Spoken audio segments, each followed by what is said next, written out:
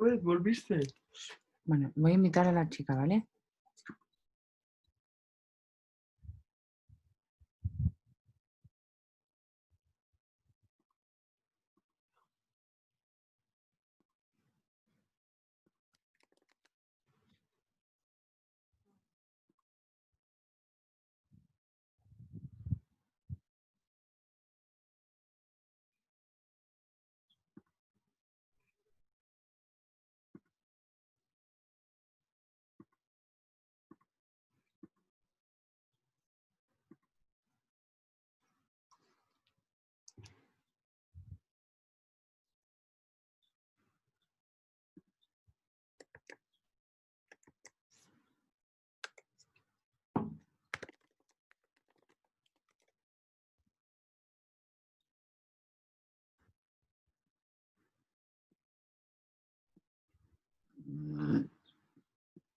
Oye, ya. Sí, andate. Perdón, no pasa nada. Es que todavía no me has dicho que está la chica. ¿Qué pasa? El aliento. Te eché todo el rebujazo, ¿no?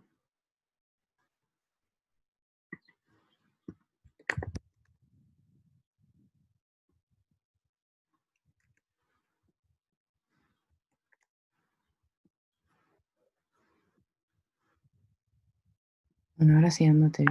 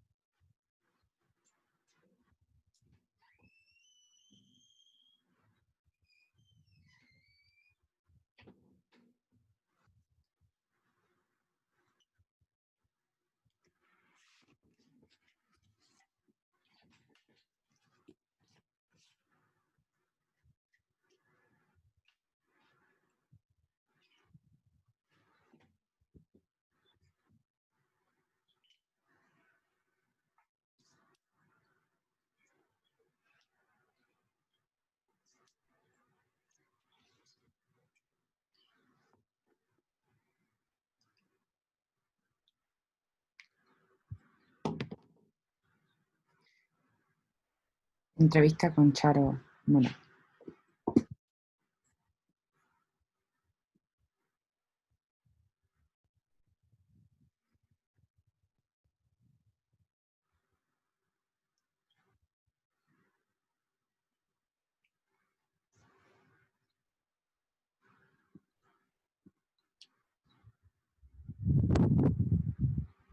Hola.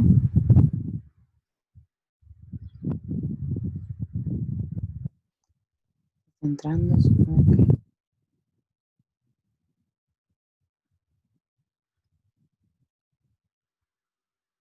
¿Me ves? ¿Me escuchas? Hola. Hola, ¿qué tal? ¿Cómo estás? Bien, ¿y tú? Bien, también. Me Mucho alegro. calor, Mucho calor en Madrid, ¿verdad? mucho. ¿Tú dónde estás? Yo estoy en, se llama Laiz, con Z, de las Arrimadas. La Ercina es el ayuntamiento de la Ercina en León. Jo, es que ahí fenomenal, ¿no? Sí, de hecho hay viento y todo. Hice recién una prueba de sonido por si cogía el sonido porque está fresquito. Sí, la verdad es que aquí se está muy bien. De hecho, ayer bajé a León y sentí muchísimo de hecho, te lo quería comentar para la entrevista también. La ciudad, no solo el calor, sino todo lo que te genera los centros. Había un centro comercial cerca, era como unas sensaciones rarísimas que quizás estando en la ciudad no te das cuenta, pero una vez que empezás a vivir fuera, pues esos contrastes quizás una vez por semana sí que los notas. Pero Sí, bueno. sí, claramente. ¿Tenés algún Claramente. ventilador o algún aire acondicionado o algo ahí para Tengo un respirar? ventilador aquí que no sé si encender, porque digo, igual se me mueve el pelo.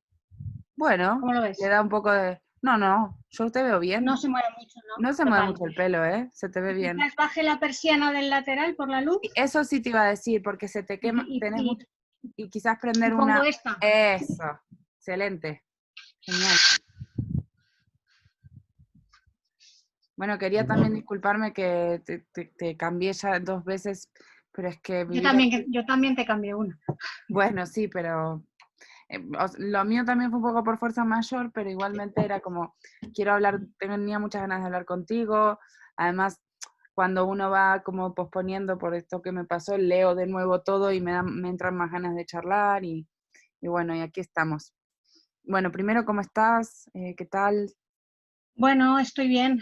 Dentro de cómo está la situación, pues en lo personal bien, lo único, bueno, pues con preocupación, ¿no? Por la gente que quiere, sí que es vulnerable, por la situación que se está dando, ¿no? Y también un poco lo que comentabas tú antes en las ciudades, pues hay mucha gente que lo está pasando muy mal, que se ha quedado sin empleo, que se están multiplicando las propuestas solidarias, ¿no? Pero pues que la gente está pasándolo mal, ¿no? Y que en una ciudad es mucho más fácil pasarlo mal cuando la cosa va regular que en un entorno más pequeño en el que bueno, pues todo el mundo se conoce más, ¿no? Totalmente, totalmente. Sí, cuando sos tan anónimo en una ciudad, ¿no? Que un, un número más dentro de ese lío. Sí, que luego un poco las ciudades se han convertido en que tú cierras tu puerta y casi nadie sabe lo que pasa dentro, ¿no? Porque no hay esas relaciones de vecindad que no son tan lejanas en el tiempo, que existían, pero que ahora pues se han perdido de alguna manera, pues hacen que no se den esas redes con tanta facilidad, dentro de que creo que en general durante la situación de confinamiento se han multiplicado las redes de apoyo mutuo, de solidaridad, ¿no? Y bueno, pues en todos sitios. Y eso dice mucho de nosotras, ¿no? De cómo somos como sociedad. Y que a pesar de que algunos fomenten el odio, pues hay mucha gente que construye, ¿no?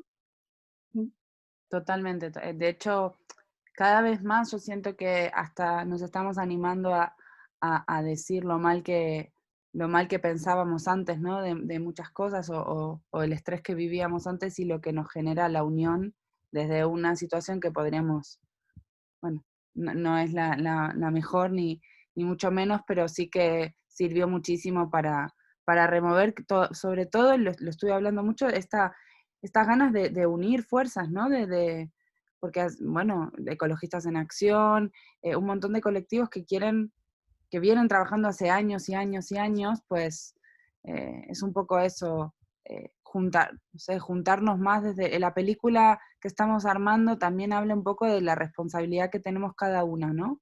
Hay una cuestión de no mirar hacia el otro lado, de no mirar qué se está haciendo, sino empezar a autoevaluarnos un poco nuestros actos y poder tener una conciencia un poco más, no sé, Sí, una yo creo, conciencia, empezando por una conciencia, porque a mí me encantaría poder decir, no, pero ya somos, no, yo veo que no hay ahora mismo que todo vuelve a ser tan rápido y todos quieren volver a una normal, en la ciudad ayer hay, León decía, ¿no? Como, nos extrañas, somos los mismos, decía, ¿no? Como, tenías miedo somos los mismos. Y yo no soy la misma, y seguramente, digo, y tú no eres la misma, y hay algo que igual tenemos que empezar a sacudir, ¿no? Por lo menos desde mi lugar como madre, como comunicadora y como persona que tiene ganas de por lo menos que se sepa que hay cosas que se pueden hacer de otra manera. Entonces, bueno, sin no, tanto... yo creo que sobre todo cuando se habla de volver a la normalidad, es que esa normalidad no es deseable.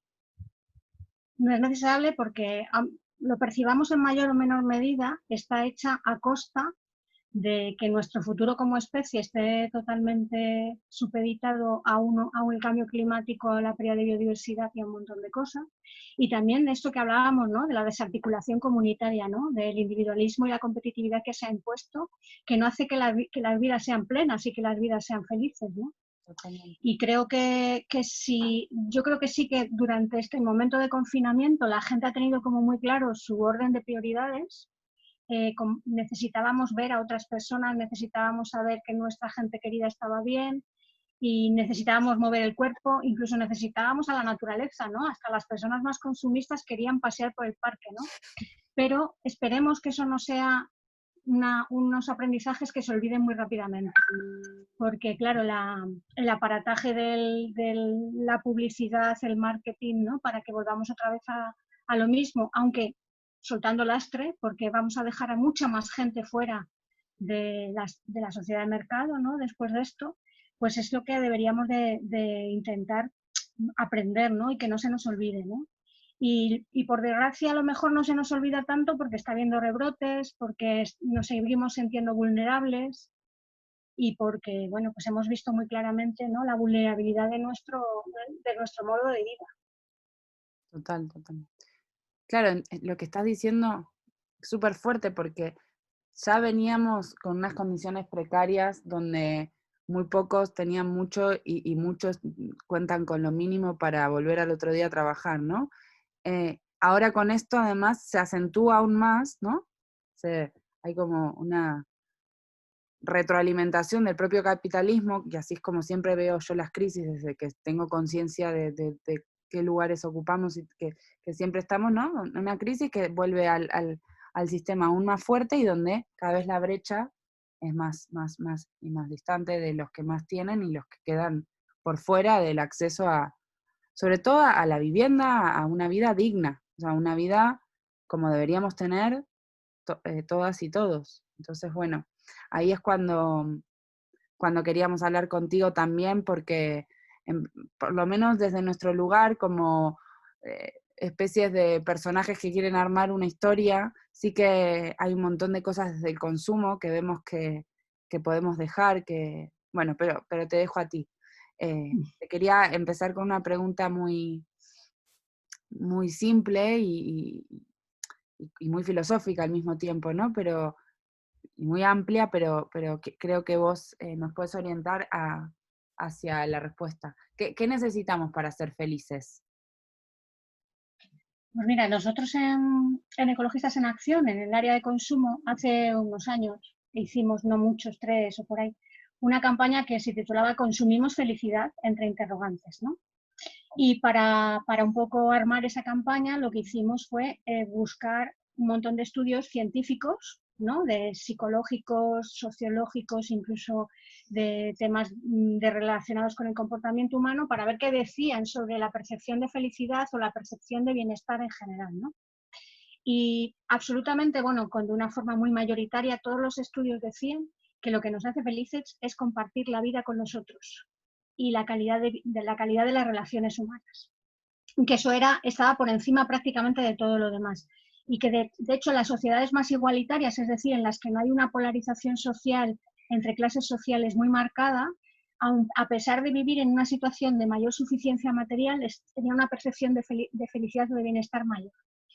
Luego había otro dato que salía también de vez en cuando, en algunos de ellos, no en todos, pero que salía, y es el dar sentido a nuestras vidas. Es decir, tener como que nuestra vida la decidimos nosotras y nosotros qué vida queremos vivir y cómo queremos esa vida. Y eso también está muy en entredicho con la sociedad de consumo.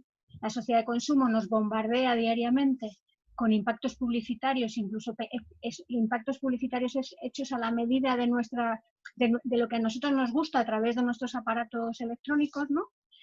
Y basta buscar un sitio para ir a hacer una excursión para que te bombardeen con botas de montaña, con sacos de dormir o con tiendas de campaña, ¿no? O sea, como que rápidamente detectan cuáles son tus anhelos y entonces rápidamente te intentan vender cosas, ¿no? Bueno, pues el dar sentido a esta vida no es el centro comercial. El centro comercial es un espacio anodino para dar sentido a nuestra vida, ¿no? De lo único que se encarga es de que atesoremos cosas por encima de las propias necesidades y que no nos planteemos nada, y que además es como una especie de satisfacción efímera en el que un momento que ya la hemos comprado, hemos adquirido algo o incluso hemos tenido optado por un servicio monetizado, ¿no?, de entretenimiento y tal, enseguida ya queremos otro, ¿no? O sea, como que genera unas patologías de ruedas compulsivas, ¿no? Y esto es muy importante porque nos dice que la sociedad de consumo va totalmente en contra de los anhelos de bienestar o de felicidad. Y luego el último, y que creo que es bastante importante, y que ya sí que quizás en nuestras abuelas ya lo decían, ¿no? No es más feliz el que más tiene, sino el que menos necesita, pero todos los estudios dicen que tener muchas más cosas o ser más rico o tener más nivel de consumo no nos da la felicidad, sino que hay un efecto umbral en el que tenemos que cubrir nuestras necesidades básicas, que es obvio que si tú no puedes dar de comer a tus hijos e hijas o si no puedes llegar a fin de mes, no puedes tener una sensación de bienestar, pero que una vez pasado ese umbral, tener mucho más no solo no genera más felicidad, sino que incluso hay un momento en el que decrece esa sensación de felicidad. Claro. Y entonces, por ejemplo, en esto hay un dato que se suele poner mucho, hay una corriente que habla de la economía de la felicidad, que es la paradoja de Sterling. Y la paradoja de Sterling lo que dice es que estudiando la percepción de bienestar de la población estadounidense durante varios años, el PIB se ha multiplicado ostensiblemente y en cambio la percepción de felicidad de la población no solo no se ha visto incrementada en todo ese tiempo, sino que también ha disminuido, ¿no? Y que además la polarización social lo que genera fundamentalmente son situaciones de violencia estructural, de gente que no tiene lo más mínimo, pues para buscarlo llega un momento en que está desesperada y genera esas situaciones de violencia en la calle, ¿no? Y de que la otra persona ya no es un humano, sino simplemente se da esa sensación, ¿no? Entonces, bueno, pues yo creo que estos 3 datos que salen en la campaña son como muy, muy claros de que nuestra sociedad de consumo que está basada exclusivamente en acumular cosas no nos da satisfacción, sino todo lo contrario. Lo veo acá en los pueblos también, o sea, no solo en las ciudades, ¿no? La cuestión de tener como una costumbre ya de años y años y años de, o sea, no ya la costumbre está en el de acumular el Diógenes ¿no? El tener todo, ay, pero mirá, sí, en algún momento lo voy a necesitar, que también hay mucho de eso.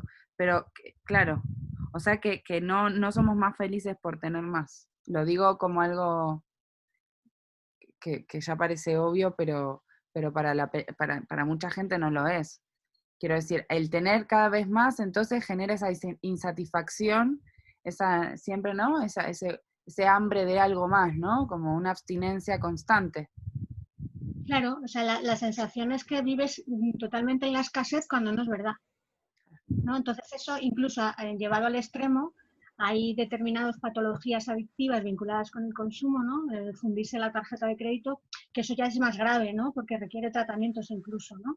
Pero en general vivimos en una sociedad dopada a comprar cosas y adquirir cosas, ¿no? Fíjate que hay un dato que sale en el libro sobre el decrecimiento de Serge Latouche, el economista francés, que dice que atesoramos una media de 10.000 objetos frente a los 236 que tienen los indios navajo. Los indios navajo coexisten con nosotros, es decir, es una comunidad que todavía existe en Norteamérica. Y para ellos acumular cosas no es necesario. Y tienen muchísima más conexión con la vida comunitaria y con su entorno, ¿no? Con cubrir sus necesidades desde el entorno. Incluso muchas de las etnias de América del Norte, de América del Sur, de muchos también piensan en las generaciones futuras, es decir, cómo le vamos a dejar la tierra a nuestros hijos y a nuestros nietos, ¿no? Y eso es una cosmovisión totalmente contraria a la sociedad consumista. La sociedad consumista vive el momento, vive de el cuanto más mejor, cuanto más rápido mejor, cuanto más efímero mejor y cuanto más lejos mejor. Es decir, incluso ahora nuestro ocio, pues se plantean cosas absurdas como pasar un fin de semana cogiendo un vuelo low cost, ahora no, por supuesto que estamos confinados y todavía no confinados, pero con controles, sí. Y pasar un fin de semana en Bruselas sin ningún tipo de problema, ¿no? O que los niños y las niñas parece que van a estar traumatizados si no se les lleva a Euro Disney, ¿no?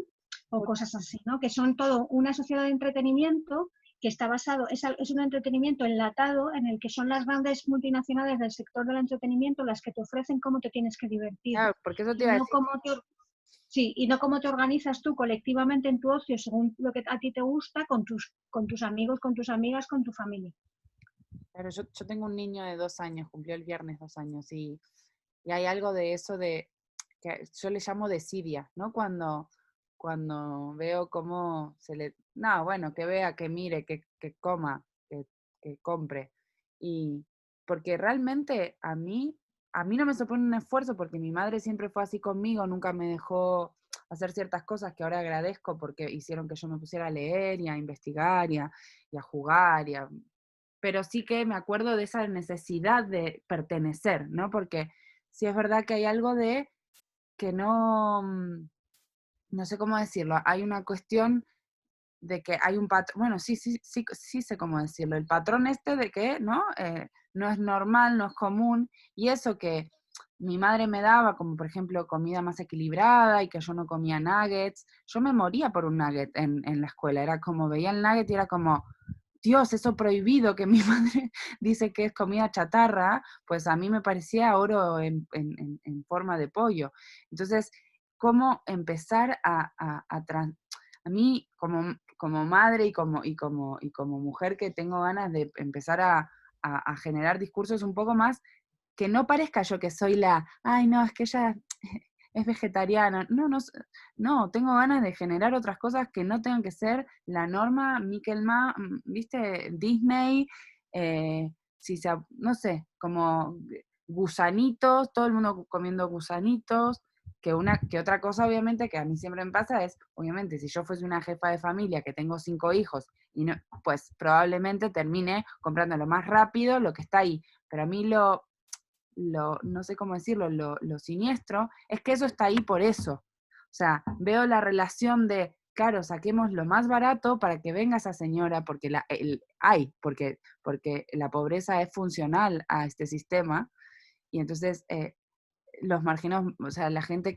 y yo en algún momento sin mucho sueldo me he visto comprándome cosas rápidas y con estrés en plan, que ahora por suerte no tengo el privilegio de no tener que hacerlo, pero todos nos hemos visto en ese estrés de ir a por algo rápido, comida y enchufar la tele, ¿no? Entonces, entiendo el ocio, no entiendo cómo empezar a generar más conciencias. Me pasa eso un poco, ¿no? Y no quedar, ¿no? Como ese prejuicio que se tiene al ecologista, ¿no? El otro día yo explicando en una barbacoa, cuando éramos poquitos, pero me conocen de toda la vida. Chicos, pero es que esto es cartón, cosas que me parecían a mí obvias, que me hacían mal verlo en la casa de otra persona, decía, pero no ves que esto no va, que son dos cosas. Yo era la pesada, no era la persona que, ay, gracias Ani por enseñarnos que esto podemos hacer algún cambio. Ya me callo, pero es que muchas veces me veo impotente de eso, de algo tan simple como reciclar, que para mí ya es algo que no deberíamos estar charlando de esto, ¿no? Bueno. Claro, o sea, los niños y las niñas son el resultado de la sociedad en la que vivimos y además son mucho más vulnerables. Por ejemplo, el tema de la publicidad destinada al sector infantil, a excepción del periodo navideño que tiene relación más con los juguetes, está relacionado con la comida basura. O sea, con los dulces, con las galletas, con todas estas cosas. Con lo cual, sí, si los niños y las niñas ven la televisión, pues es una forma de estar de estar en el mundo. Es una forma de ser igual que los otros niños y las otras niñas, igual que cuando ya son un poco más mayores, el hecho de tener móvil, no tenerlo, ese tipo de cosas. La crianza ahora es muy complicada de la crianza pensando de otra manera. Yo sí que creo que en general los argumentos diría, de ecologista pesada suelen tener poco resultado positivo. Pero yo veo que tiene más resultado positivo el hecho de cómo tú te desenvuelves y lo que tú haces.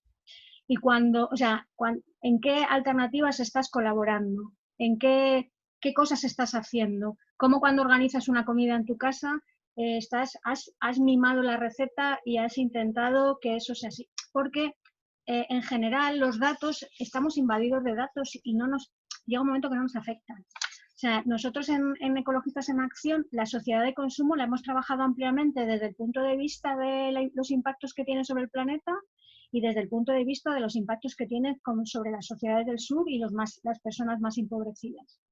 Y en cambio hemos visto muchísimo más receptividad en las charlas cuando nos hemos puesto a hablar de felicidad. Porque eso te interpela a ti. Claro. Te interpela en qué vida estás viviendo. Y cuando tú estás analizando que vivimos en círculos totalmente viciosos, de un empleo que no nos gusta, de cada vez más horas a los que las personas que tenemos ese empleo, porque hay mucha gente que no lo tiene, para no tener tiempo prácticamente para nada y entonces tener que ir el sábado al centro comercial, no solamente a comprar la comida de la semana, sino al ocio y al cine. Y todo esto dentro de un vehículo que nos transporta de un lado para otro para no tener tiempo para lo indispensable, es decir, para cuidar a nuestros hijos, nuestras hijas, a las personas vulnerables. Hemos visto cómo nuestra sociedad aparca a las personas mayores. Y se ha visto muy claro ahora cómo las personas mayores que en otro tipo de comunidades o otro tipo de cosmovisiones siguen siendo centrales en la comunidad, en nuestro caso, las expulsamos de nuestros entornos cercanos. ¿Por qué? Porque no tenemos tiempo para cuidar, no tenemos tiempo para lo importante. Entonces, cuando tú te vas organizando vidas que pueden tener un efecto contagio, no un efecto contagio al 100%, porque es verdad que mucha gente está muy empeñada con la vivienda, o sea, es decir, que una hipoteca muy grande, y eso ha sido también un factor de engaño social muy grande, ¿no? El tema de la vivienda, pero también la sociedad de consumo general y el crédito al consumo. O sea, hemos comprado cosas que hemos cambiado la cocina o hemos ido de vacaciones pidiendo un crédito, cosa que eso pues hay que devolverlo y con interés, ¿no? Entonces, bueno, todas estas cosas están ahí y yo creo que es importante también, siempre también digo que no se puede ser coherente al 100% viviendo la sociedad que vivimos, porque continuamente vamos a estar haciendo cosas que no haríamos en otras circunstancias si las pudiésemos tener más controladas, pero que en la medida que somos seres sociales tenemos que pasar por ahí. O sea, si no quieres ser un ser asocial, Claro. pues entonces te vas a vivir a una cabaña en mitad del monte tú solo y Con entonces una bicicleta impacto cero y tal, pero eso significa que pierdes todas tus redes sociales, ¿no? Y eso son muy importantes. Entonces, yo creo que hay un montón de cosas que tienen que ver con las alternativas que se están gestando, que son alternativas colectivas, que no son el individualismo, no son yo me estoy todo el rato fustigando para consumir ecológico y es caro para ir a mi centro de trabajo en el transporte público y resulta que está cada vez peor. No me estoy fustigando todo el día, sino que estoy intentando construir con otras personas alternativas que son factibles, que son viables y que significan otras formas de hacer. Y entre ellas están los grupos de consumo, están los bancos de tiempo, las redes de apoyo mutuo. En los barrios se han multiplicado, sobre todo después del 15M, un montón de iniciativas que han dejado su pozo en los barrios, todo eso y en los pueblos también, ¿no? Todo eso es de lo que vamos a tener que tirar, todo ese laboratorio de experiencias cuando las cosas se vayan poniendo peor aún. Y todas esas estructuras comunitarias son las que van a dar resiliencia para enfrentar la que se nos avecina, que es una bastante más gorda incluso que la pandemia que estamos viviendo. ¿Y cuál es esa que se nos avecina? No te he oído, perdona. ¿Qué es eso que, para los que no entiendan, qué es eso que se avecina? Bueno, pues nosotros hemos vivido una situación de pandemia que tiene una relación directa con la del deterioro de los ecosistemas. El hecho de que estamos modificando las relaciones ecosistémicas, que estamos quitando especies de los ecosistemas, lo que estamos también haciendo es quitar las barreras que suponen la capacidad de contagio directa desde los determinados animales a las personas. Eso es lo que se llama zoonosis. Pero que eso es una situación que ya venían alertando muchos epidemiólogos y muchos ecólogos de que se iban a producir. De hecho, ya ha habido más. La diferencia de esta pandemia actual es que ha afectado a países enriquecidos de una forma casi no igualitaria, porque los medios no son los mismos, pero que también de una forma muy importante. Entonces, eso es la diferencia. Pero eso es un único problema, por ejemplo, que tiene relación con la pérdida de biodiversidad. La pérdida de biodiversidad no solamente es que determinadas pandemias afecten a nuestra salud, sino que en la pérdida de biodiversidad está la capacidad de que los ciclos de materiales funcionen, que la fertilidad del suelo funcione, que la polinización funcione. Ya sabemos que están disminuyendo las abejas y otros insectos polinizadores, que también ayudan a depurar el agua, el ciclo del agua, etcétera, es mucho más importante que un listado de especies. Las funciones ecosistémicas son las que hacen que vivamos en un planeta que reúne las condiciones que necesitamos como especie. Somos ecodependientes y, por tanto, eso es fundamental. Pero luego, además, las emisiones de gases de efecto invernadero que estamos produciendo en la atmósfera desde la revolución industrial. Estamos quemando combustibles fósiles a unos ritmos que la naturaleza no puede asimilar. El CO2 que se genera en la quema de combustibles fósiles no es un gas tóxico, es un gas que también produce la respiración fotosintética, por ejemplo, pero claro, se está acumulando en la atmósfera y está incrementando el efecto invernadero. Y eso va a llevar cambios muy importantes en cuanto a nuestro clima, pero también en relación a muchos problemas de devastación de cosechas, de bosques, y de muchas migraciones que ya se vienen produciendo, de muchas personas que además no son las que más han tenido que ver en la quema de esos combustibles fósiles, de las poblaciones del sur, que se ven expulsadas de sus territorios pues porque pierden las selvas, pierden los sitios de cultivo, ¿no? Y yo diría que hay además de estos dos efectos que nos van a pasar factura de una forma muy importante, la pérdida de biodiversidad y el cambio climático, también habría que hablar de muchos efectos vinculados con la contaminación, pero también de la sobreexplotación de recursos. Cada vez pensamos que nuestra vida va a ser cada vez más digital, que va a estar cada vez más basada en la tecnología, en la digitalización, y eso es inviable desde el punto de vista de los minerales que tiene la Tierra. La Tierra tiene recursos finitos y bueno, pues el litio, el cobre, las tierras raras que alimentan la tecnología no están en una situación de translimitación y apostar por esa vía es una vía un poco suicida, ¿no? Bueno, cada vez que se fabrica un smartphone, se liberan a la atmósfera 57 kilogramos de CO2. A mí me quedan, o sea, es como, y cuando hay un montón, bueno, si quieres, yo entiendo que se necesita un móvil, pero hay de segunda mano.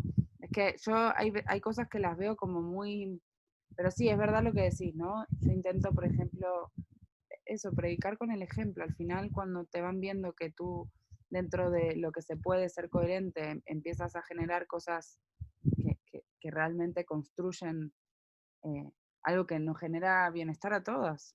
Al final es un poco eso. No, Bueno, y por no hablar de las dependencias que generan también en las tecnologías de la información, ¿no? Y no, y no solo se habla de los adolescentes, ¿no? Los adultos y las personas adultas están bastante enganchados a esas tecnologías, ¿no? Es totalmente. una forma de recibir un montón de información sin ningún gasto energético de creatividad, con lo cual pues estamos ahí enganchados a todo eso. Y las redes sociales, además de la tecnología, la red social, yo hace como 5 meses, antes del confinamiento, sí, de que empezara, del marzo, yo ya había decidido como dejar Instagram y Facebook por una cuestión de que no me interesaba, perdía el tiempo, por momentos decía, ¿y qué estoy haciendo? ¿No? Y no tenía tiempo, o sea, trabajaba, maternaba y no podía. Y me pasó que fue la primera vez que dejé del todo, o sea, siempre uno vuelve, abre, cierra, tal, pero había dejado del todo. La cantidad o sea, de tranquilidad que me llegó fue por goteo, porque yo tampoco es que estaba estresada del todo, pero sí que noté un cambio increíble, porque ahora ese tiempo que uno hace así o que quiere, cojo no sé, hago otra cosa, se me ocurren más cosas, tengo como la mente un poco más tranquila. Es mucho estímulo, no te das cuenta y de repente yo veo a mi pareja que de repente se vio 15.000 stories de cosas que ni siquiera se va a acordar en los próximos 10 minutos y que generan ese efecto que todos quieren, que es dormir la mente. Que yo siempre digo, prefiero ponerme una película de algo que no me interese tanto, ¿no? O una comedia romántica, que al final es como esa estupidez que necesitamos un poco para apagar y relativizar, Para evadirnos, para evadirnos, que me que parece eso es necesario como especie. exacto, sí es necesario, o sea, vamos, que todos lo necesitamos. No hay que estar pensando todo el rato. Y no, ya somos neuróticos, no queremos ser psicóticos. Entonces, bueno, eso lo entiendo, pero sí, en mí misma experimenté, fue un poco un ensayo del efecto que genera. Y yo tengo muchísimo más felicidad ahora, soy mucho más feliz sin estar pendiente de las redes sociales, ni de nada. Y tampoco era mucho para mí un boom, ¿no? Pero sí que me llevaba un tiempo. Pero bueno. Yo no tengo redes sociales, yo no estoy en las redes sociales y estuve intentando resistirme a tener teléfono móvil durante muchísimos años. Creo que tengo teléfono móvil desde hace 5 o quizás menos. Sí, desde hace menos. Pero también es verdad que a veces la decisión es muy difícil de tomar por lo que Ivan Illich llama monopolios radicales, y es que normalmente se introduce en la sociedad de consumo un elemento como algo que no es necesario, no es imprescindible, que es una elección personal sobre eso, pero al final la generalización del uso de ese objeto hace que no podamos prescindir los que no queremos usar. Totalmente. Y es lo que llama él monopolios radicales. Entonces, por ejemplo, a mí lo que me pasaba es que yo asumía una tasa de error de gente que no se acordaba de mí porque no tenía teléfono móvil, porque no estaba en un grupo de WhatsApp o cosas de esas, ¿no? Pero cada vez me pasaba más que se cambiaba una reunión de hora y no me enteraba. Que una vez fue bastante más absurdo, y es que había quedado en una cena con unos amigos y estaba en el portal de la casa con un helado, porque era verano, para aportar a la cena, y resulta que allí no había nadie. Y entonces, claro, me tuve que ir a una cabina telefónica, que las cabinas telefónicas, como ya no las usa casi nadie, casi ninguna funciona, era muy difícil que funcionasen. Ya cuando yo conseguí contactar con esta persona, pues resulta que es que habían cambiado de opinión y no se habían dado cuenta, ¿no? Entonces yo estaba en otro barrio con un helado en la mano que se estaba derritiendo, y entonces, bueno, pues hay veces hay cosas que dices, pues a lo mejor intentando dar un uso más o menos controlado de esto, ¿no? Pues bueno, pues sí, pero voy a tener que tener un móvil, ¿no? Sí, también a mí me ha pasado bueno, mi familia está en Buenos Aires, entonces muchas cosas me doy cuenta de que si yo no paso por WhatsApp o no hablo, tampoco existo, ¿no? Y es muy fuerte eso para cuando estás lejos. También como me dedico, soy fotógrafa al mismo tiempo que cineasta y bueno, y hago mis cosas de música y tal, sí que te quedas por fuera de un mercado gigante que ahora todo está ahí. O sea, eso es yo digo, ¿dónde se quedó ese mundo real? ¿Dónde están los panfletitos para ir mostrando, o el CD, ¿no? Pero bueno, a veces soy muy nostálgica, pero lo digo más por los efectos contrarios que genera la red, que, que, que desafortunadamente hacen que todo el mundo esté ahí, ¿no? Y que al final te quedes por fuera y no, no viste, el otro día, no sé, una amiga me decía, no me viste, que me hice esto. Yo le dije, no sé si había cortado el pelo, se había hecho unas uñas. Digo, ay, qué increíbles tus uñas, le digo. Y me dice, claro, vos no estás en Instagram, me dice. Y es una chica súper inteligente, lectora, curiosa por la vida, y me dijo eso y yo me quedé cuadriculada, porque fue como, claro. O sea, tu vida es la historia que te cuenta Instagram al final, un poco, ¿no? Sí, cada vez es más escaparate la vida de las personas. O sea, lo que no está en las redes, o si tú no te haces un selfie, parece que no existe, ¿no? Que no, cuando verdaderamente lo vivencial es empaparte del sitio donde estás, de los amigos con los que estás, y no estar, no digo que no te hagas una foto de recuerdo, pero que estar continuamente fotografiando absolutamente todo lo que ves, pues no tiene mucho sentido, porque no te está dando tiempo a percibirlo, a sentirlo, ¿no? Totalmente. Me interesaba también un poco lo que nos decías, y también lo habíamos hablado con Luis y con otro compañero, pero de Garúa, lo de los indicadores, que en realidad los indicadores podrían ser otros, los indicadores económicos, ¿verdad? Ya no indicadores de económicos, sino indicadores de felicidad. ¿Cómo hay culturas, como estuve leyendo en tu texto, ¿no? Otras culturas ponen en el centro la vida en vez de los indicadores económicos y las tasas de consumo. La isla de... O sea, sí. Sí, los indicadores de consumo, o sea, son los que alimentan el Producto Interior Bruto, que es el gurú de la economía. O sea, ahora estamos muy preocupados porque el Producto Interior Bruto no va a subir debido a la crisis provocada por la pandemia, ¿no? Y el problema no es tanto que suba o no, porque estamos de alguna manera, somos adictos al crecimiento, ¿no? Y al crecimiento económico, sino que lo que es más importante es verdaderamente qué es lo que tú miras para ver el bienestar de las personas, ¿no?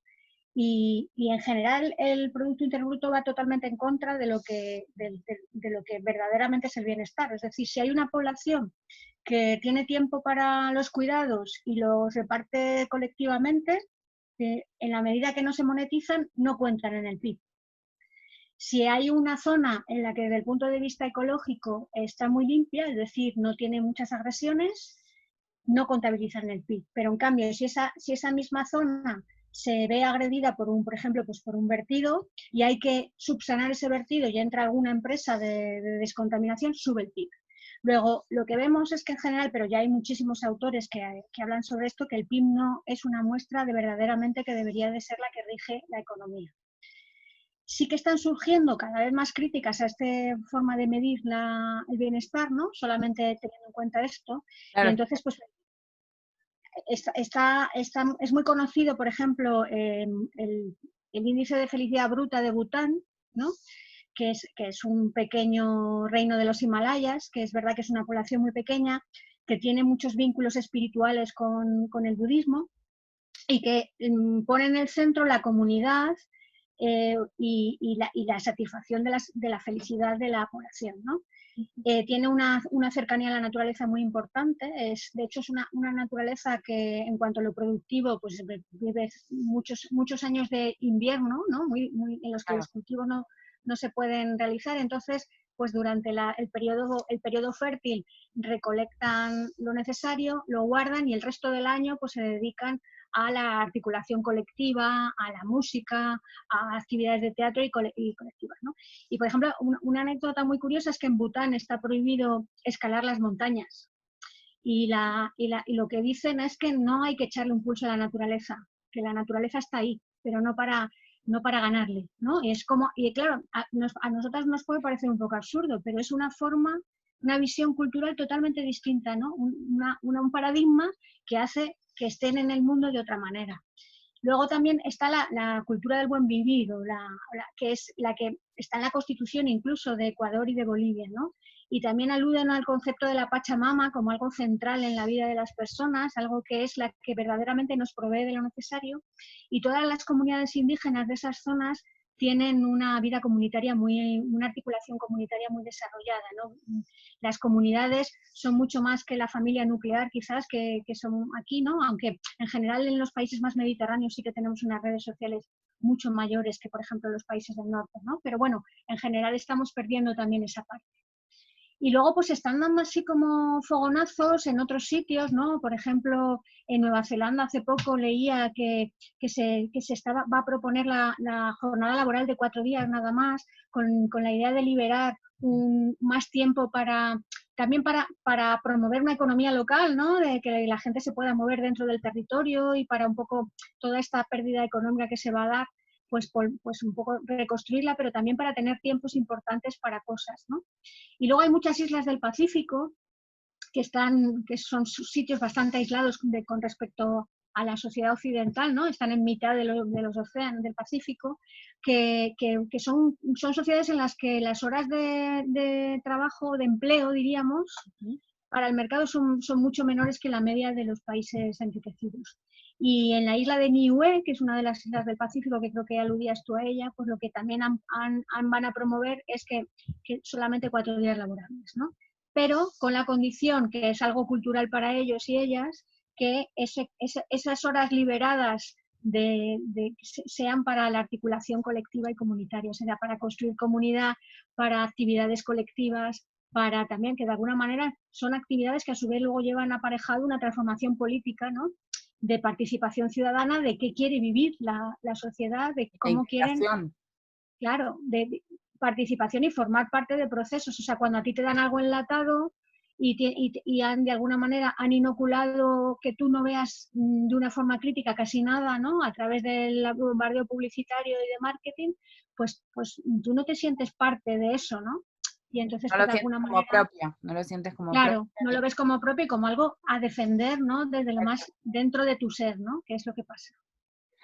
Yo, bueno, como muchas, milité muchos años en Buenos Aires, en la villa número 31 de Buenos Aires, que es como el barrio, no sé si alguna vez escuchaste de ella, es el barrio más grande de Buenos Aires, pero no está urbanizado. O sea, las personas allí no tienen ni cloacas, ni gas, y muy pocas veces tienen luz. Se hacen instalaciones chapuzas. y el gobierno está completamente, lo invisibiliza completamente. Entonces sí se generan muchísimas redes, porque bueno, además de, nosotros éramos apartidarios, pero en una agrupación política que yo daba alfabetización, otro daba fotografía, y así se iban.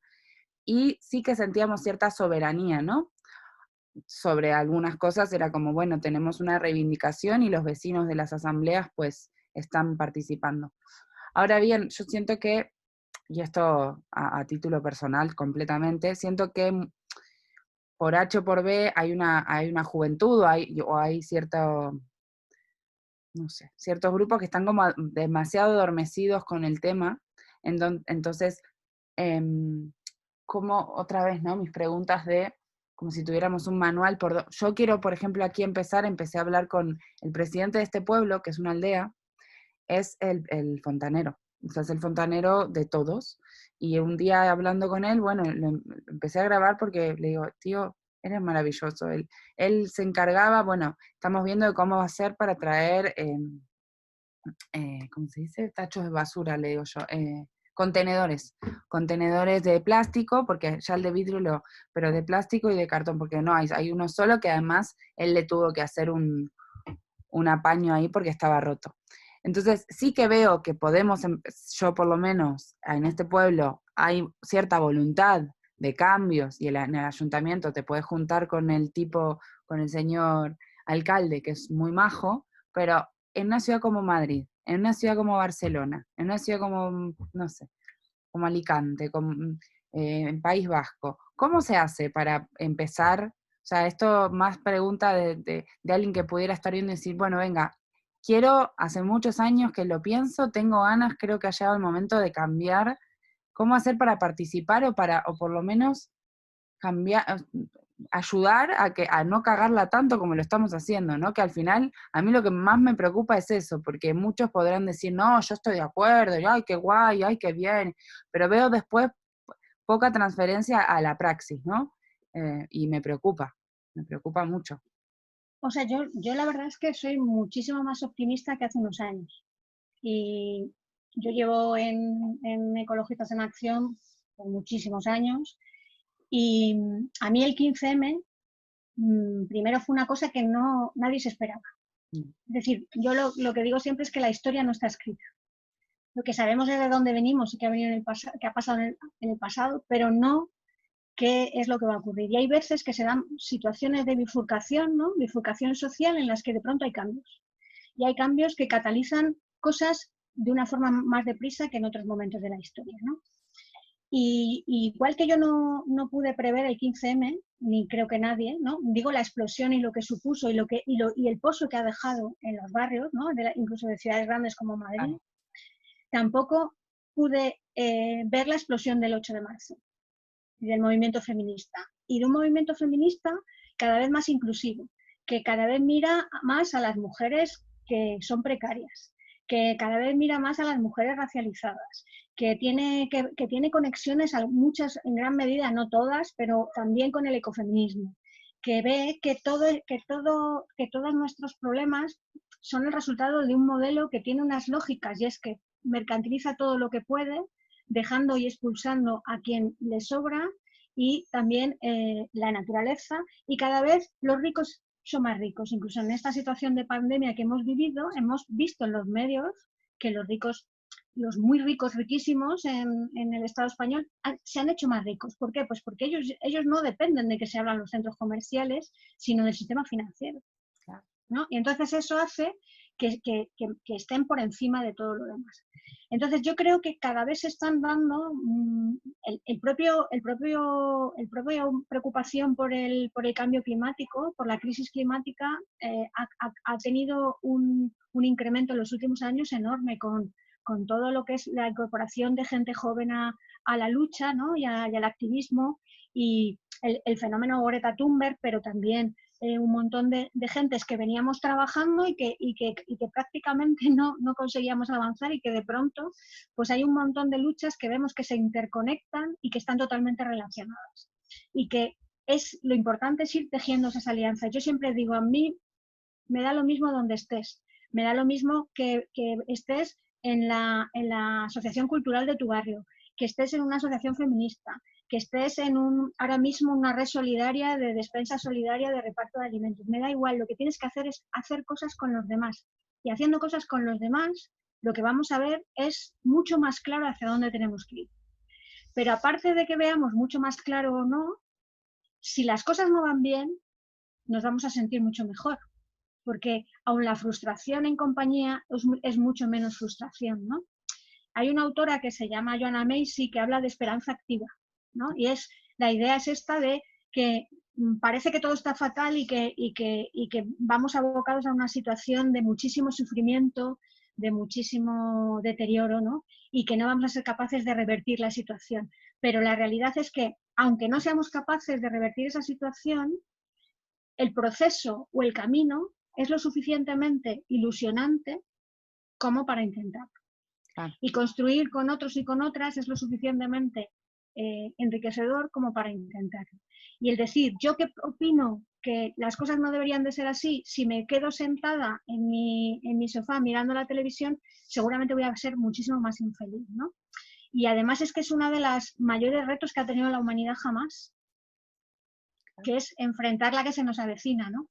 Y sí que es verdad que si hablamos en porcentajes, pues todavía hay mucha más gente que no está, que aunque haya oído o esté algo preocupada por estos temas, no está tomando un papel activo, ¿no?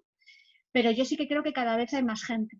Por ejemplo, hay una cosa que ahora mismo, que es un fenómeno que también se ha dado en Suecia, que es vergüenza de volar, que es un movimiento en el que de alguna manera, o sea, cuando hay algo que se entiende socialmente como algo que es perjudicial, como algo social, es algo que ya es un cambio cultural.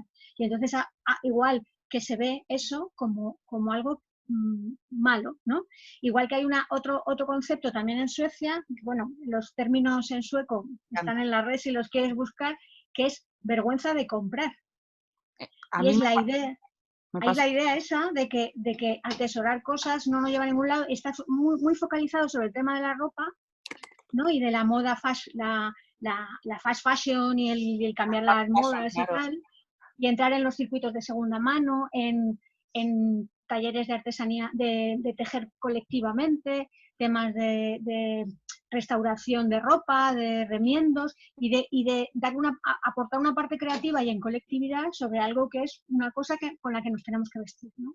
Que tiene mucho más valor que el puro hecho de comprarlo en un centro comercial en el que sabemos en qué condiciones se ha fabricado esa ropa, que mayoritariamente son mujeres explotadas y que el problema ambiental que genera. Totalmente. Es que ayer cuando fui a la ciudad también pensé en vos, dije, bueno, mañana se lo cuento. Que llegué, yo hace como un año que no me compro ropa, también lo mismo, llegué y una amiga, ay, es que vi unos pantalones que le van a encantar, no sé qué, y dije, no. Los terminé, salían 3 euros, eran de eso. Pero esa cosa nos detuvimos, o sea, le dimos como media hora a ese espacio, yo ya tenía calor y dije, la próxima vez me pongo más seria, porque yo no tenía ganas da igual si cuánto era y hasta si cómo se había fabricado, pero no da igual, quiero decir, era de segunda mano, se lo veía que estaba. Pero viste cuando decís, ¿para qué? Si yo estoy muy tranquila con mi decisión de usar lo que tengo. Jope. Pero bueno, son las tentaciones de la ciudad. A mí me pasa eso, de repente llego a la ciudad y me dan ganas de comprarme una Coca-Cola. Son como cosas de contraste muy fuertes. Como de, esto que, no sé, es muy loco cómo te presenta la ciudad las cosas. Sí, porque no solamente es la parte más de la publicidad, sino también los adictivos que tienen todos esos productos, ¿no? La comida basura está llena de azúcares y de glutamato monosódico, que es una explosión de sabor en relación con una comida más elaborada de una forma más sana, ¿no? Y no solo pasa factura a nuestra salud, sino que también crea de alguna manera un enganche, ¿no? Con esos productos, ¿no? Todos los snacks, la comida china, las pizzas, todo esto no son tan naturales como si fuesen en un restaurante italiano, sino que se le echa esos productos para que luego cuando los veamos sea como una sensación que es como una necesidad, ¿no? Total. Y la Coca-Cola es un producto que es el típico de un producto globalizado que ha llegado absolutamente a todas las partes del mundo con unos efectos en general malos para la salud y para las poblaciones. O sea, hay aldeas en las que puedes llegar que están en las partes perdidas del mundo, que no hay agua potable y en cambio hay Coca-Cola, ¿no? ¡Ah! ¡Qué horror! Porque hasta ahí ha llegado el camión rojo, ¿no? Diciendo que es la bebida de la felicidad, ¿no? Y entonces, de alguna manera, la gente ve a eso como un bien posicional, un bien de que me posiciona con respecto a lo que yo querría ser, a mis expectativas, ¿no? que tienen, ¿no? Y incluso en algunas zonas se les da a los bebés Coca-Cola a los biberones, ¿no?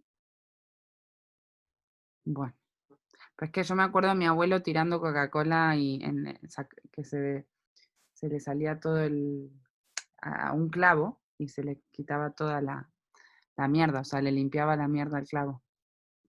Uh-huh.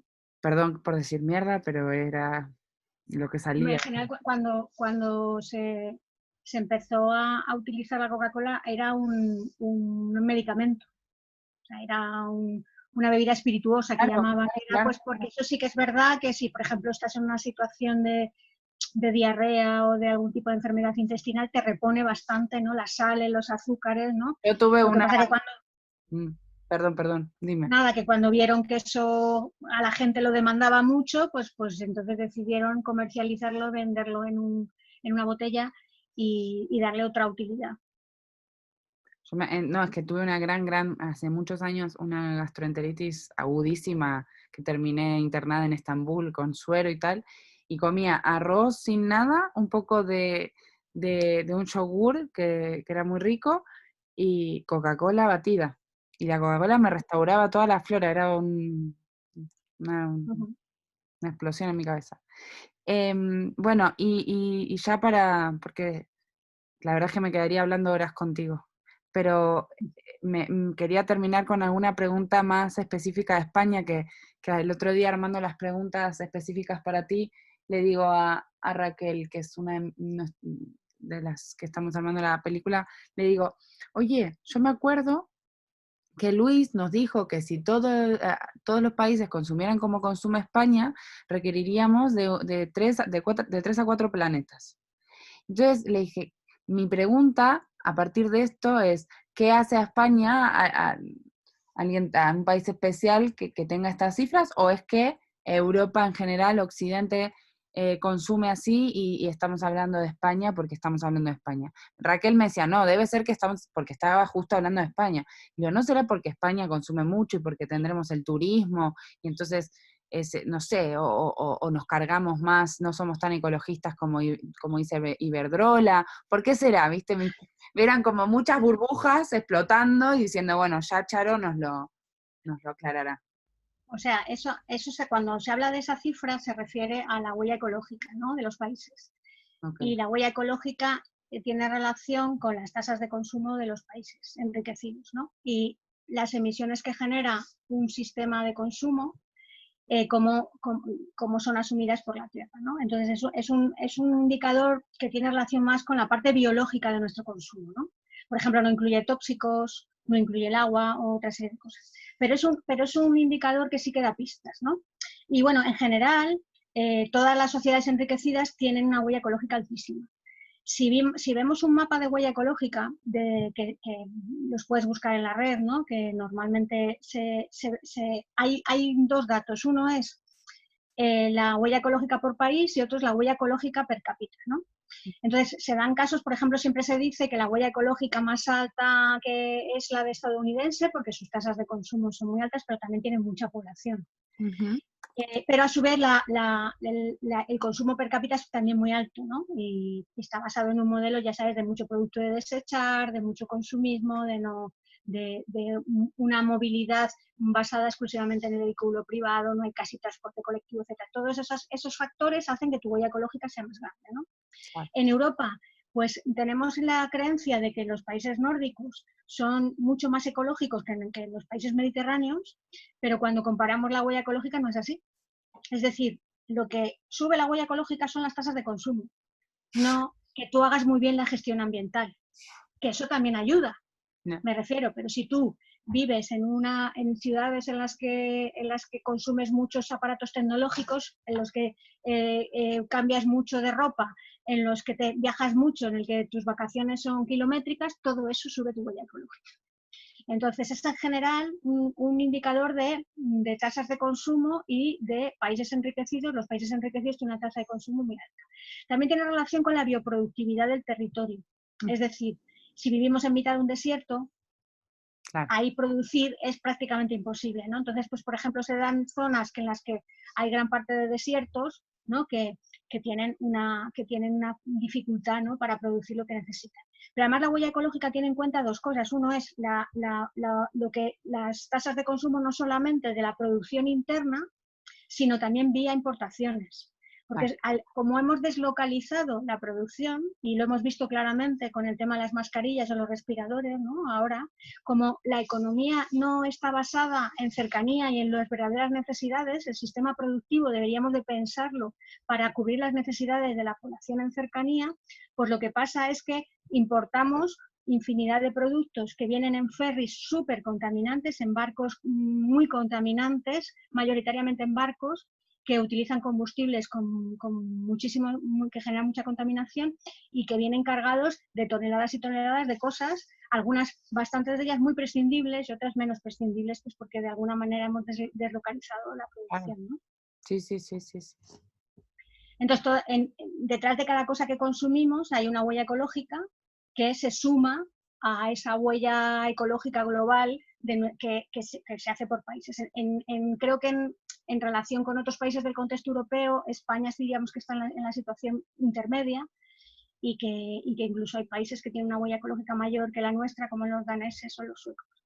Y luego pues hay otros países, como muchos países africanos, muchos países de América Latina, en los que su huella ecológica está por debajo de la que les correspondería por sus recursos, ¿no? De tal manera que la huella ecológica nos da dos pistas. Una, que es un modelo totalmente insostenible, y otra, que es un modelo totalmente injusto.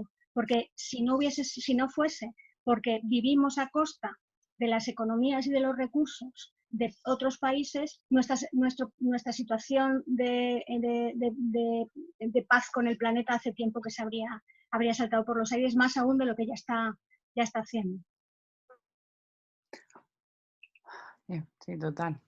Es que es esto. El tema del sistema productivo es fundamental. O sea, es una cosa que ahora mismo yo, incluso cuando estábamos en la situación de pandemia, de encerramiento y oía a nuestros políticos decir, tenemos que repensar el sistema productivo, ¿no?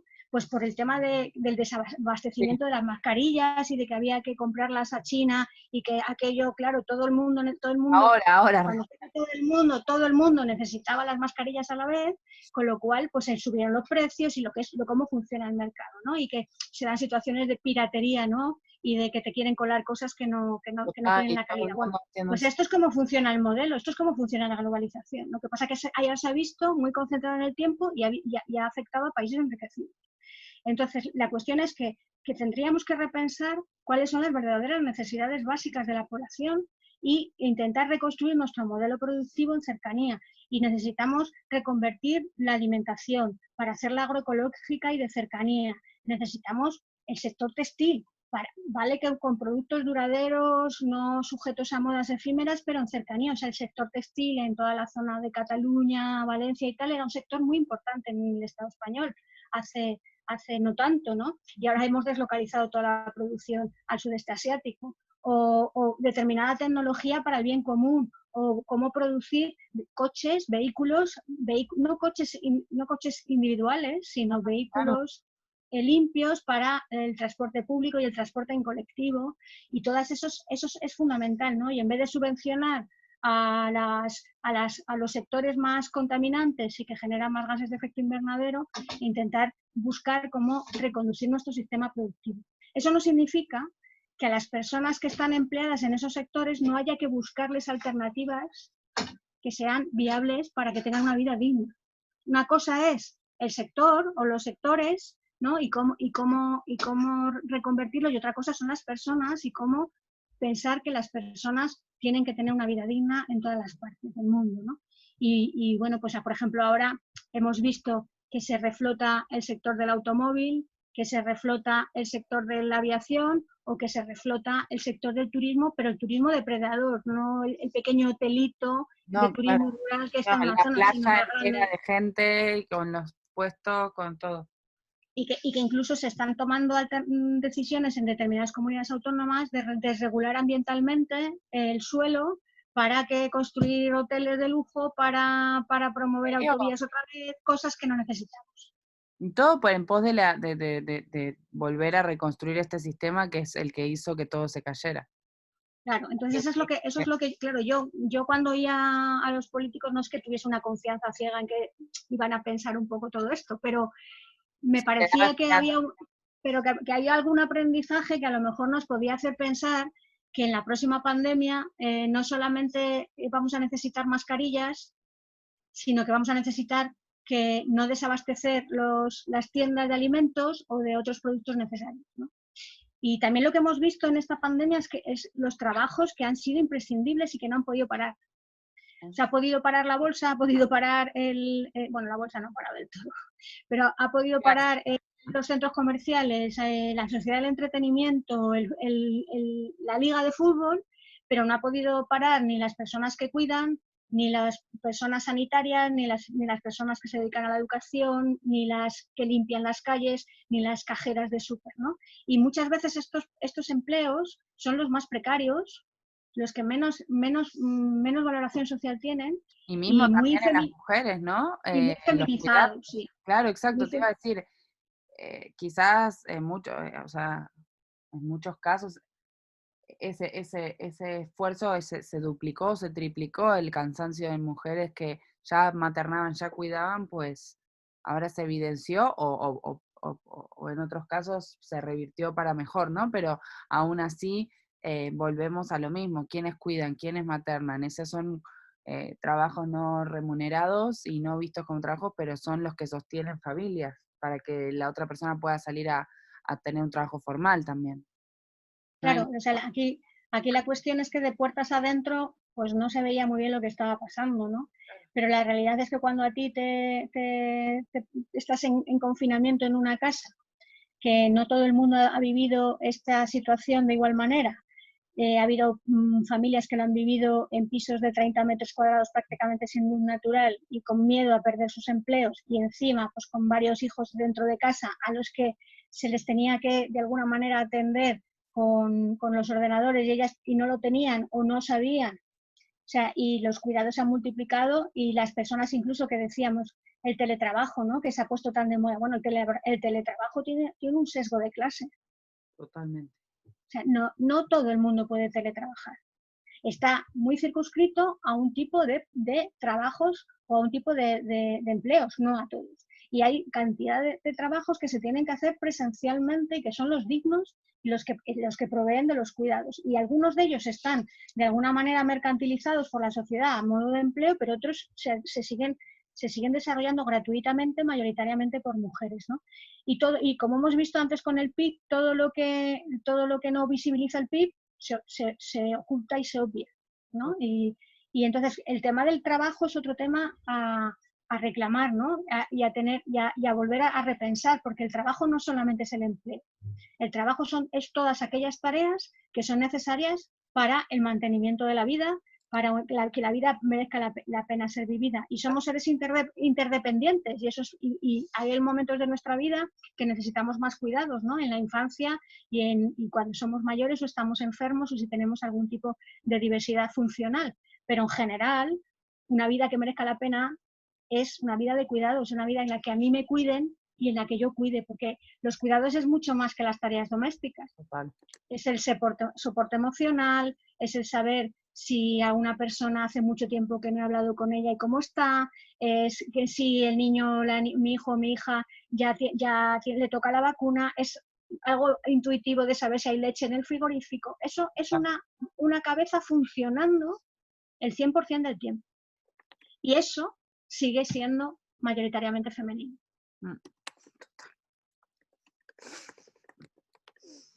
Por más de que tu compañero sea el más feminista, es algo que...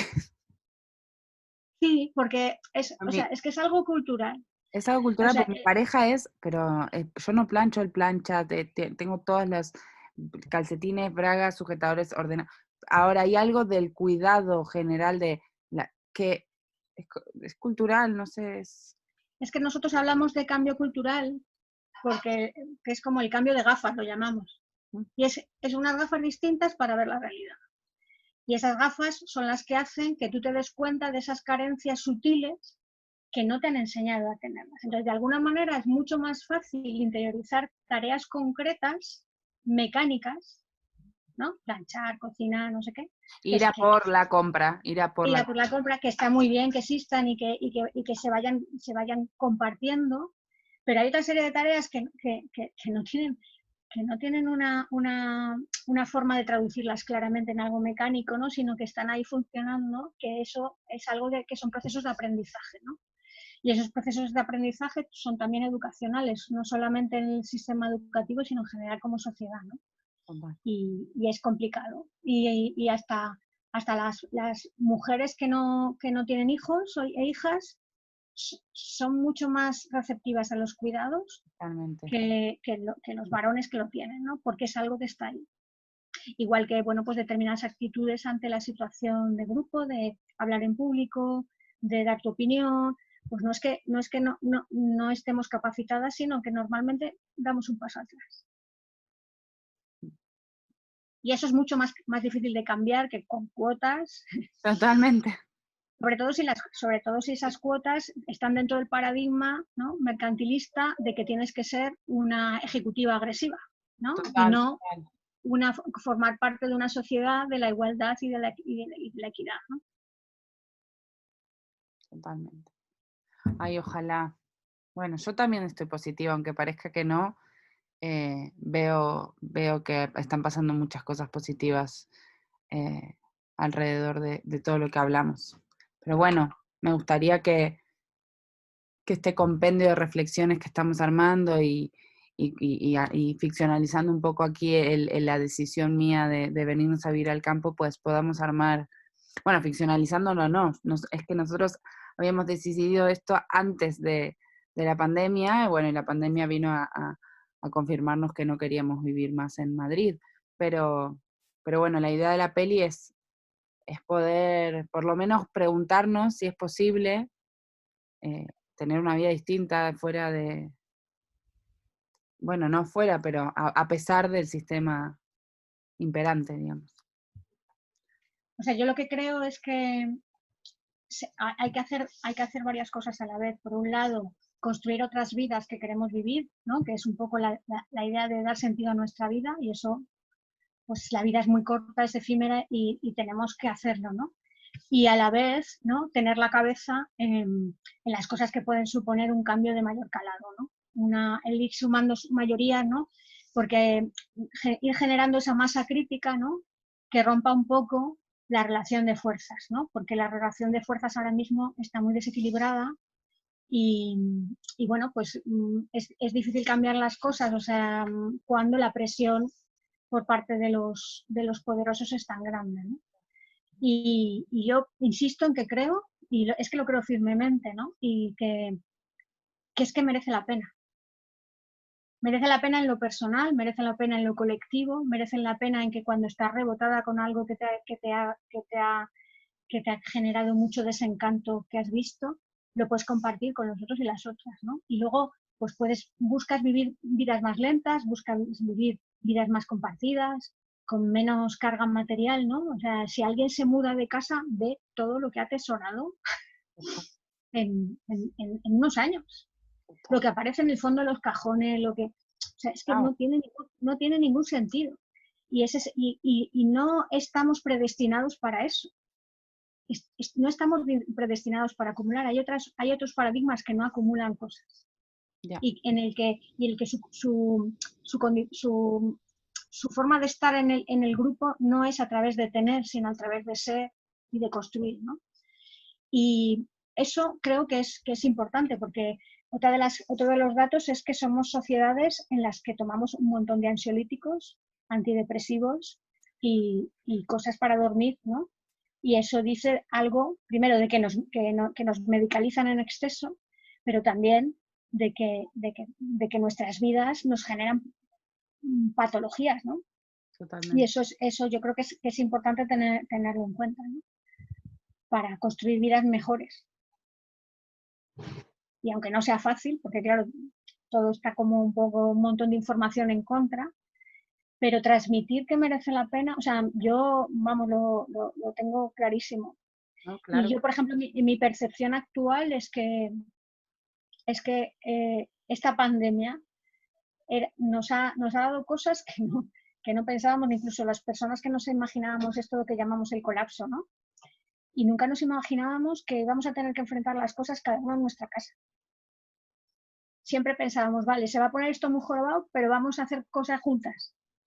Y entonces esto es lo que o sea, esto es lo que yo sí que creo que no nos tiene que pasar, ¿no? Que intentar construir colectivamente lo máximo posible.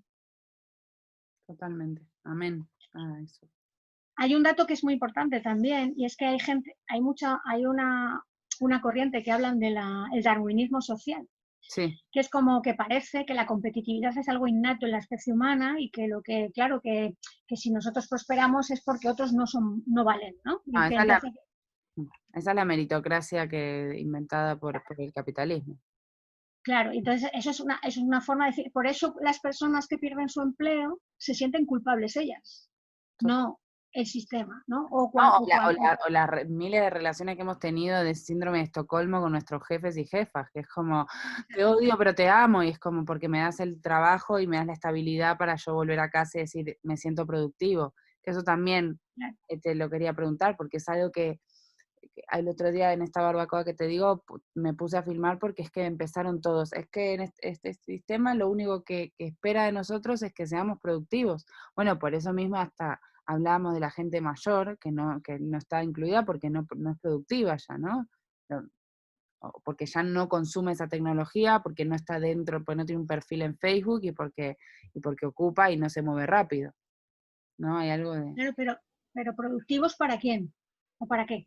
No, por eso, productivos para el propio sistema que para el propio sistema, claro. Claro, es que al final estamos tan mercantilizados, estamos tan cosificados que al final si no le generamos, si no tenemos ese rendimiento que al final termina en ansiolíticos porque es, ay, hoy no hice nada y no voy a terminar esto y la carrera, todos los discursos que yo veo además desde los 20 hasta los 45 o más, de esta cosa de no llego, este año me propongo este año voy está todo el tiempo esta imagen, estas expectativas que nos las inyectamos como si fueran propias, no son naturales, no podemos ir tan rápido, no podemos, ¿no? Lacan, yo me gusta mucho leer a Lacan, que en sus conferencias dice, hay dos formas, ¿no?, de vivir esta vida, de manera completamente neurótica y en línea recta, como si fuese toda una carrera, donde, ¿no?, terminas el colegio, después vas a la universidad, te casás, te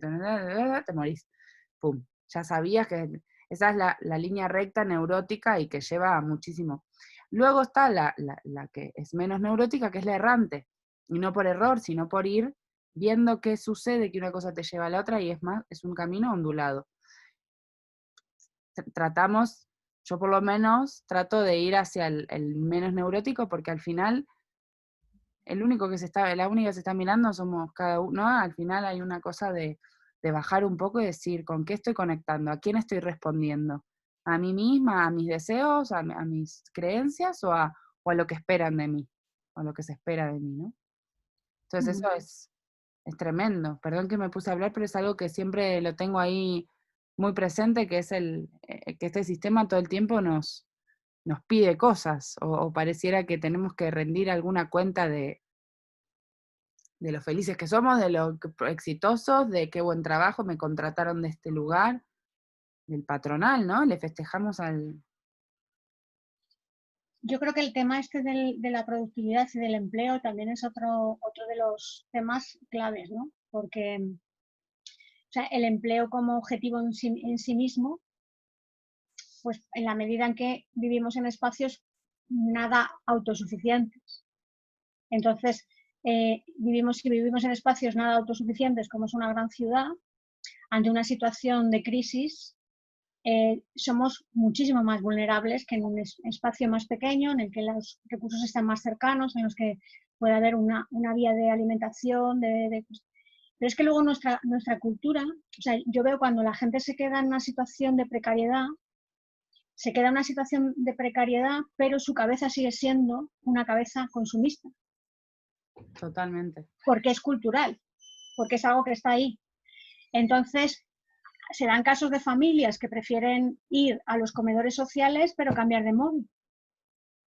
O nos pilla con el armario lleno de ropa porque en general todas las personas de los países enriquecidos tenemos el armario lleno de ropa, entonces tú no muestras precariedad a los demás. Yeah. Y entonces vives en una situación de apariencia porque a ti te avergüenza esa situación, porque como si fueses tú el culpable, ¿no? Y claro, vamos a una situación en la que el desempleo va a ser cada vez más estructural.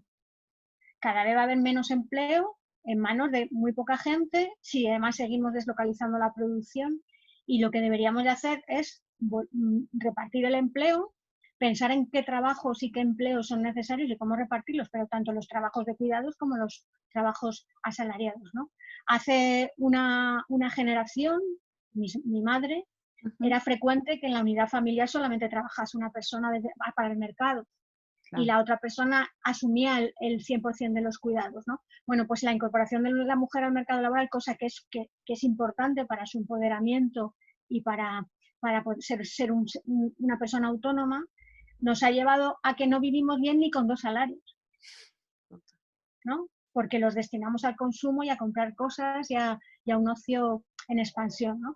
Cuando lo lógico, a un mercado inmobiliario desorbitado.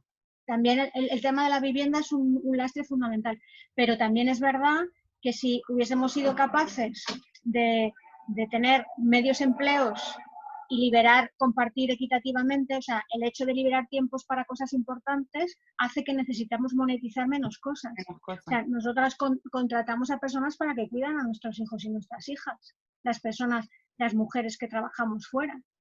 Y eso es lo que llaman la cadena global de cuidados. Es decir, normalmente son mujeres migrantes que vienen de países empobrecidos, que a su vez han dejado a sus hijos y a sus hijas al cuidado de las abuelas y que vienen aquí en unas situaciones de precariedad absoluta, cuidar a nuestros hijos, nuestras hijas y nuestras personas mayores.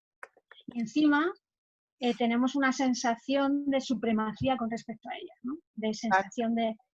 Y eso es, o sea, cuando nos están literalmente sacando las castañas del fuego de una situación que si no sería totalmente insostenible. Y hablo del tema de los cuidados cuando podía hablar del sector de los temporeros que está surgiendo, del tema del campo, ¿no? En qué situación está trabajando toda esa gente, cuando hay gente de aquí que no quiere asumir esos trabajos por precarios y por mal pagados y por las condiciones, o podemos hablar del trabajo yo oí durante la pandemia que habían tenido que ir a buscar a un avión de esquiladores a Uruguay porque aquí normalmente venían a esquilar las ovejas gente del este de Europa y como no podían entrar para esquilar, pues que las ovejas iban a tener problemas. O sea, que cosas necesarias para el mantenimiento de la vida las hemos dejado de saber hacer. O yo qué sé, se podrían poner infinidad de ejemplos, ¿no? El tema del sector del turismo. Ahora un poco con la crisis, un poco menos, pero mayoritariamente los camareros, cocineras y gente que trabaja de estajo, horarios larguísimos, son personas migrantes también. Totalmente. Y eso, en cambio, pues no lo vemos, ¿no? Es lo que está pasando, o sea, aquí pasa lo mismo que en Estados Unidos hace años, y que sigue pasando, ¿no? Esta película que es como una parodia ya que se llama Un día sin mexicanos, no sé si la viste. No, no la he visto. Pues es eso, es un día sin mexicanos y colapsa el sistema porque están lavando los platos, fregando, cuidando, atendiendo, conduciendo. Son los trabajos que nadie quiere hacer. Y luego vemos a la gente que intenta pasar en una patera como gente peligrosa para nosotras. Y nosotros, cuando los verdaderamente peligrosos son los de arriba. Son los de arriba. Y los que votan. Son los de arriba. Y si nos vamos a intentar pelear por las migajas, ¿no? Y a ver quién sale de aquí, pues en un momento dado podemos expulsar. Perdón, no me Nada, preocupa. que podemos salir expulsados de esto cualquiera.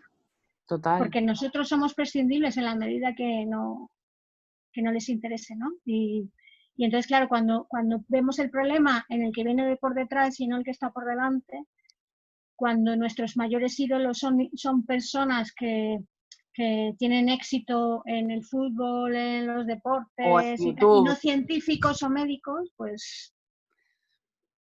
Yo es que yo sigo con bueno, a mí me gusta mucho pensar en los pequeños héroes y heroínas que hay ahora, ¿no? O sea, para mí siguen habiendo quizás más banalizados por cómo vulgarizan las redes sociales a estas personas, pero sí que por lo menos sigo teniendo referentes actuales de gente que está haciendo cosas, pero se pierde muchísimo eso. O sea, ahora los ídolos son otra cosa, son influencers, son gente que ni siquiera se sabe a qué se dedica, ¿no? Como que hay una división ultra internacional del trabajo, o sea, ni siquiera es trabajo, pero bueno.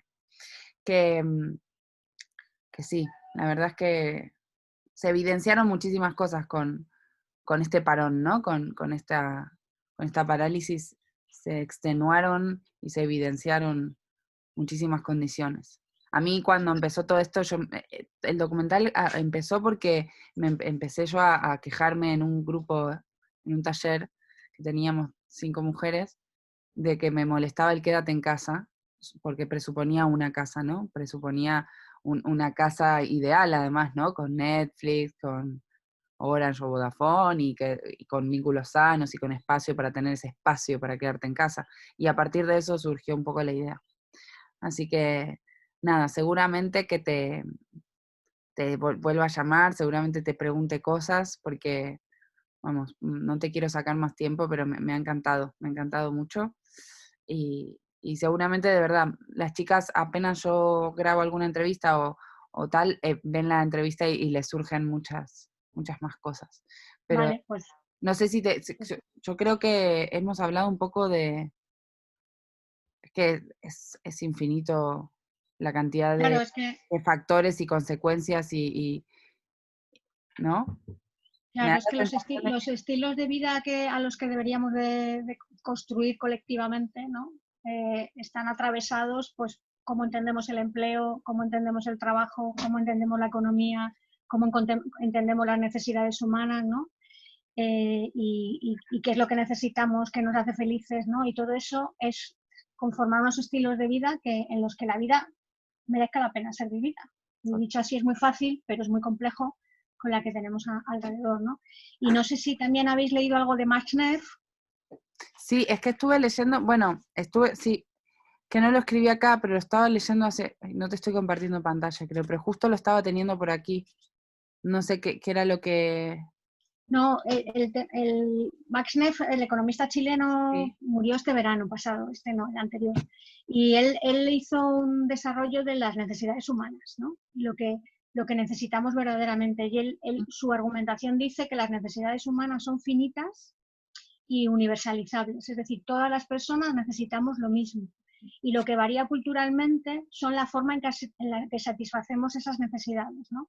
Y que puede ser que nosotros, como sociedad occidental, las satisfacemos a través del mercado y de mercantilizar todos los espacios de nuestra vida, pero en otro tipo de sociedades las satisfacen de una forma mucho más cooperativa, mucho más colectiva y mucho más en armonía con la tierra, ¿no?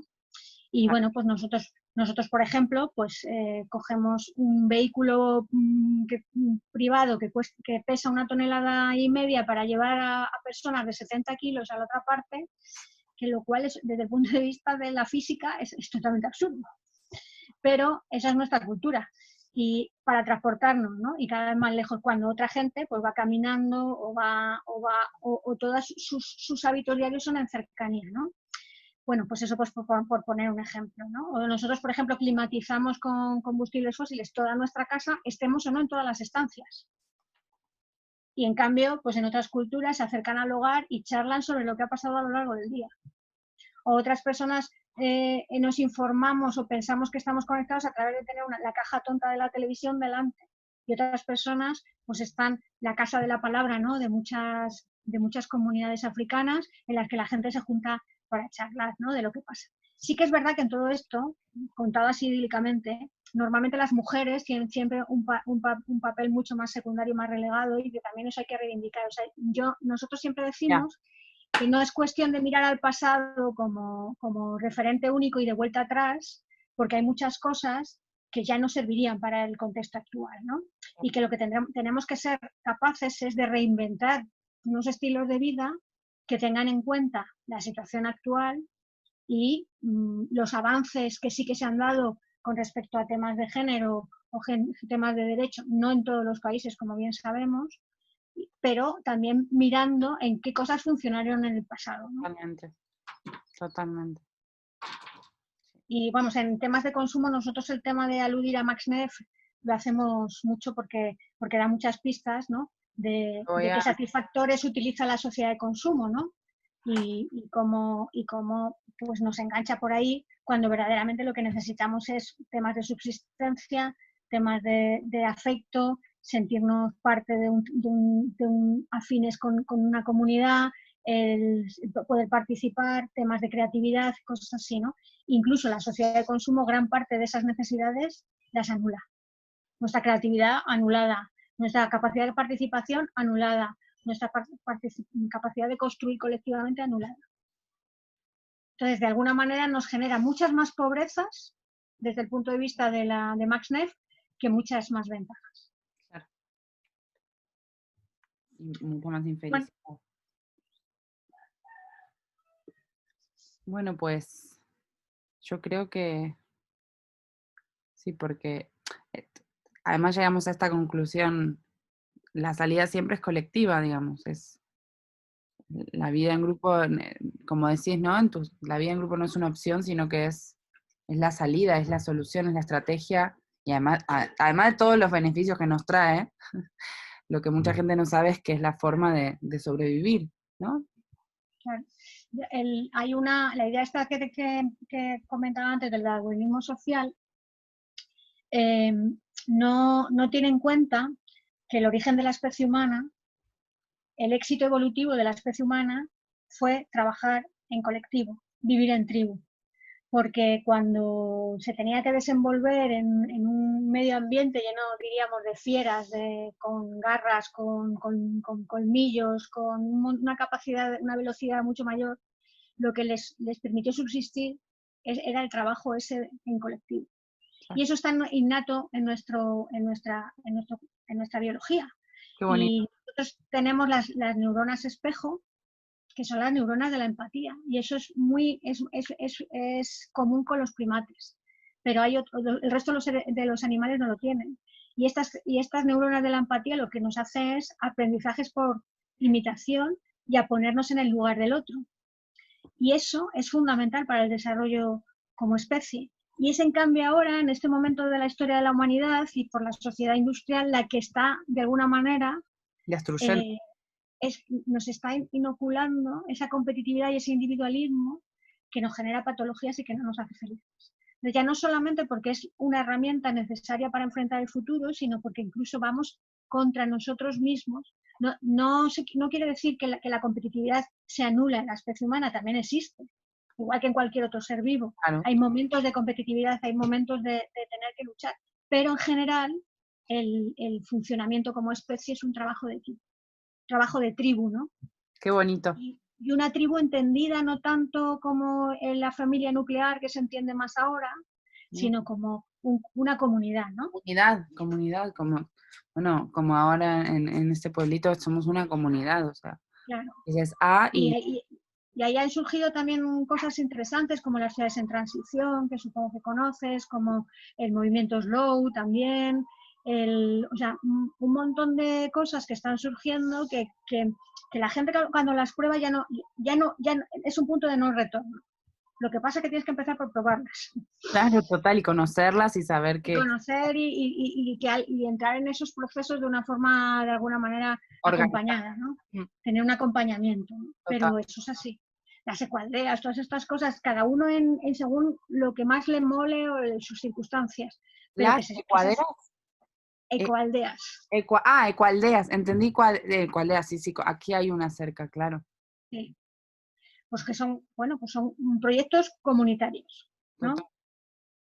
Y de alguna manera también en cuanto al empleo, las cooperativas, ¿no?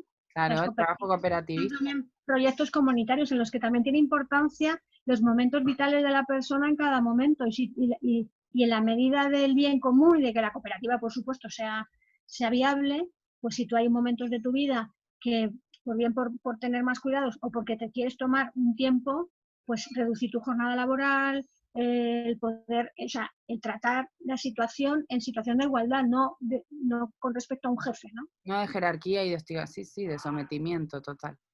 Bueno, aquí me llama mi niño que ya Vale, no me da más tregua, creo. vale, Muchísimas gracias, Charo. Ha sido gracias a un ti. placer. Muchas gracias.